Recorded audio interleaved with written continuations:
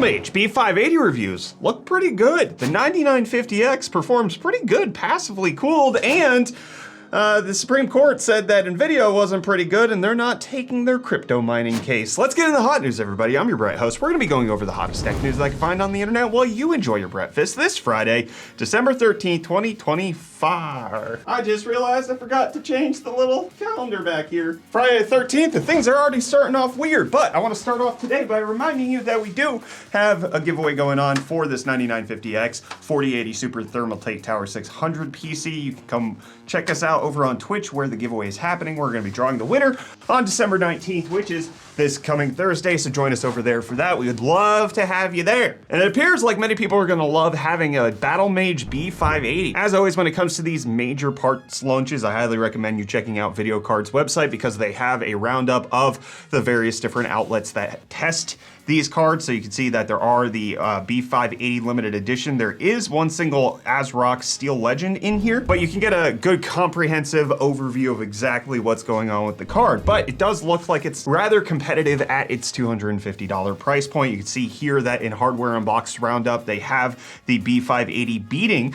the 6700 XT across their game suites, losing to the 3060 Ti and 4060 Ti, but beating the 4060 and the 7600 XT. So it's in a smart price point when it comes to current generation cards. A lot of people indicating that yes, at the current moment, mid-December 2024, the B580 is a solid GPU. It beats the Arc A770 in a lot of instances. It doesn't appear like the drivers give a ton of issues. However, it does pop up in various different games. Certain games that Hardware Unboxed tried, for example, show off that it performs worse than the 4060, even though it reasonably shouldn't. So there are still some Intel quirks and features that happen with this B580 launch, but it does appear to be a very solid card for that $250 price point. But it does introduce that weird conversation of we are very close to the launch of the RTX 50 series, as well as very close to the launch of the RX 8000 series. So that would mean that the RX 8600 and RTX 5060, which are likely going to be priced around $250 to $300, might end up gobbling up a lot of the performance extras that the B580 is currently having over the generation of cards that's out now, which have been out for quite some time. So while yes, it is impressive that Intel has improved this much generation over generation, it's very good, very respectable right now. It just remains to be seen exactly how long they're gonna hold that position, especially when AMD and Nvidia now have more competition. I think one of the arguments that I've seen when it comes to the B580 is that it has given 12 gigabytes of VRAM. A lot of people aren't expecting the 5060 to go higher than 8 gigabytes, and that's typically made as an argument to go for Intel, but it likely won't apply to many people, which we're going to talk about that towards the end of hot news. Nvidia just has a stranglehold when it comes to mindshare, and I don't think the B580 provides enough incentive to really drag people away from Nvidia, which is kind of where we're at currently. I think if the B580 at its current performance level came in at the A580 price point, it would make so much more sense. But that could also be a strategy that Intel has right now. They see that they can charge $250 based on the current market, but they know that they can go down to that $170 price point that the A580 launched at. And so as Nvidia and AMD launch their successors to their cards, Intel has the time to drop their price, make the profit that they have now with the early adopters, and then decrease the price later on to get broader adoption. Hopefully something like that happens. I would love Intel to have a smart power play here in that regard, and there would be more time where the Intel drivers could get fully baked. It does look like the B580 is a solid launch. I'm excited for it. I'm looking to pick one up soon. Hopefully I can get that going. They're currently sold out everywhere where I checked, but I'll just keep my eyes peeped for buying a B580 for myself. Let me know if you're gonna be picking up one. A lot of people in our Twitch stream seem to be mentioning that they wanna pick it up for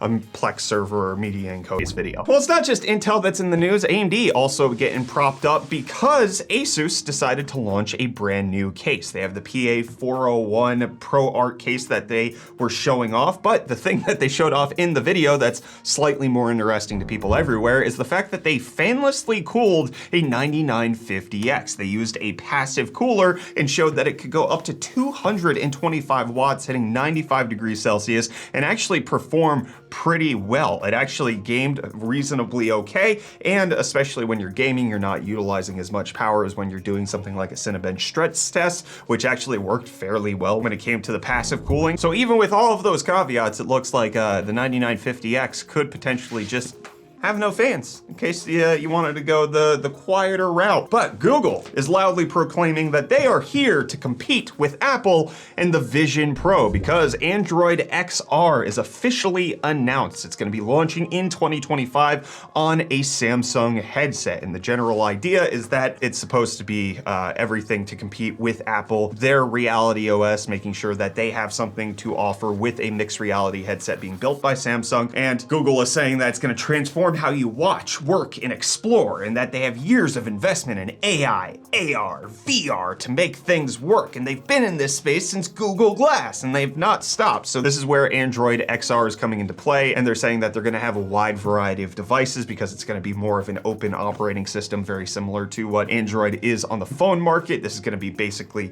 your open equivalent of exactly what Apple is providing. And then there is the other competitor in the space. There's Meta, who has already announced that they are also working with third-party companies, but Google does have their feet in the door when it comes to working with various different hardware providers, so maybe they'll have an easier time for that. But one of the things that they seem to be touting with this Android XR announcement is that AI is like the biggest thing. Their Gemini assistant is gonna be the thing that really makes and breaks this, because you could have conversations about what you're seeing or control your device, and the smart assistant is gonna be the way that you interact with the world with goggles on your face is the idea. But the prototype that they're showing off looks remarkably similar to a Vision Pro, just with better support in the back, but ski goggle design nonetheless. But also this like little fabric portion, the light seal, looks very similar to the Vision Pro. There's no pricing announcement, but they did say that they're gonna be real world testing the prototypes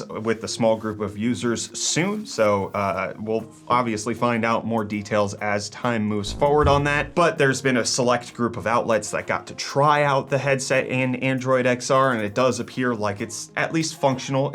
For the prototype stage where it's at, it looks like it's performing well. However, one of the conspiracy theories that I've seen is that the Vision Pro still does not have an official YouTube app by Google, and this might help to explain why that's happening, because Android is making their own moves in that. And Reece moved on from his place. Now he's in a new place. Let's see if he's got deals for you today. Hopefully he does. All right, quick update for you guys. No deals today because I got to do surgery on my boy. He didn't quite make the trip down to my parents as well as I did, but hopefully everything will be up and running and ready for next week. So enjoy your weekend and cheers. Well, Reece, Nvidia is getting a bum deal when it comes to dealing with the US Supreme Court. This lawsuit is something that Nvidia has been trying to appeal for quite some time. It is a class action lawsuit by their shareholders that is alleging that they lied to them when it came to announcing how much money they were making from crypto mining back in the 2018-2019 crypto boom. This is something that Nvidia has been fighting tooth and nail, but the US Supreme Court picked up the case, said that they were going to consider it. However, their response now is that they're dropping the case. They're not going to make a decision on this because they think it's a little too narrow for them to give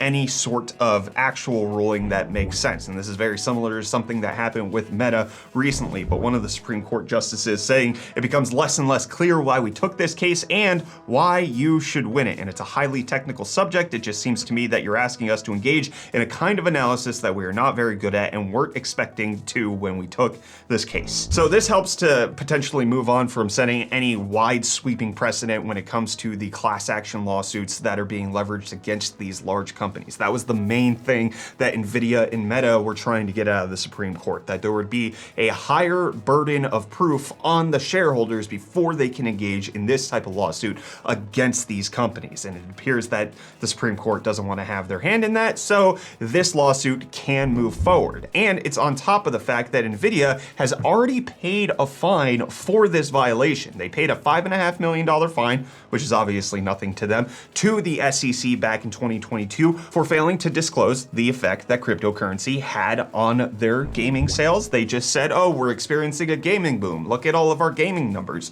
They're so great. And then when the crypto market died down, so did their gaming sales, and that's exactly what the shareholders are suing Nvidia for. This is on top of other issues that Nvidia is dealing with. They do have that antitrust development that's going on in China. They had the Department of Justice investigation that's happening here in the US. They also got raided by French authorities. Nvidia is kind of in a lot of turmoil when it comes to their massive conglomerate globalized business. But when it comes to PC gamers, this is the thing I was talking about at the beginning of Hot News, they are doing better than ever because a new market research came out when it comes to the percentage market share that each discrete GPU company has, and it is higher than ever for Nvidia. They are topping out at 90% of the GPU market currently. You see, a year ago, Intel had 1%, AMD had 17%, and Nvidia had 82%. You move on to last quarter, Nvidia's up to 88%, Intel's down to 0, and then AMD's down to 12%, and it has decreased even worse for all of these companies. Intel's nothing, AMD is 10% of the market, and Nvidia is a whopping 90% of the discrete sales that are currently going on in the market. So this is exactly what I'm talking about when it comes to something like the B580, just because it has 12 gigabytes of VRAM versus something like an RTX 5060 8 gig. People are still gonna buy the 5060 8 gig. I really think in order to make a big splash when it comes to market share, AMD and Intel are gonna have to get way more aggressive with their pricing in order to make a dent in the sales that are currently happening. It's a frustrating reality. I really feel like the RX 7000 series did a great job at providing an alternative to Nvidia at compelling price points, but it clearly was not enough because in the last year, AMD has continued to lose more and more market share to Nvidia. And you guys are gonna gain some market share in Hot News because I'm gonna respond to your comments from Wednesday's episode of Hot News. We got Superfluous Individual saying, it's superfluous, Brett, why'd you say it like that? They said, one of these days, we're all going to have Supermax AI Extreme Juice Plus oranges on our local supermarkets, and I can't help but be terrified. You should be terrified at how glorious that's gonna be and how enjoyable. You should be quivering in your boots at the excitement that you're going to experience. The pure, unadulterated, fantastic experience you're gonna have when everything's named this way is just going to obliterate your reality in a way that you can't even fathom, and that's why you should be terrified. Life's gonna be good, my friend. And then Gonomy Lighting is saying, the argument from the ISP comparing the utility service to a retail food service situation is unhelpful. Like it or not, most people can make soup or coffee at home, so there is a way to cost it down, but not many people can make internet at home. I can't. I would like to know how. Please tell me how to make internet at home. And then Chicken Parm saying, hey, it's my 16th birthday tomorrow. I need a video tomorrow to make my birthday better. Brett Freet, the best ever. Happy birthday, belated birthday. I didn't make a video yesterday. There wasn't quite enough tech news for me to kind of put it together into a full episode. Additionally, as mentioned, with the arrival of our fourth child, I'm gonna be a little bit more flexible when it comes to my schedule, and if I don't have the sleep necessary to give you guys a competent episode, I'm not gonna do it. And that's exactly what happened, so happy belated birthday, excited for you. Sorry that it was a disappointment, but 16 years old, congratulations. And then Andy Back saying, back in my day, the only subscription the Game Gear needed was 4 batteries. They chowed through them. It was ridiculous. And then B. Rit Crunk saying, where do I go for UFD Max Plus content? I don't care about AI or Pro content, but I want the maximum plus that I can get.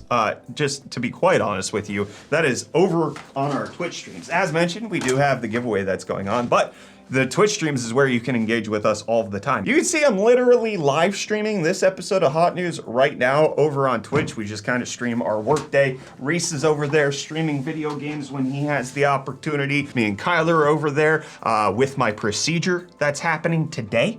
I'm not supposed to really do anything for fear of popping my stitches out. So I'm gonna be streaming a lot this weekend because my responsibilities are getting reduced down to 0, and I'll just be over on Twitch. So if you want that Max Plus content, come join us. Love to have you there. And I'm gonna leave now. I gotta go flip the snip to make sure my gun's loaded with all blanks. I'll see you back here later. You guys didn't need to know that, but I'm oversharing today.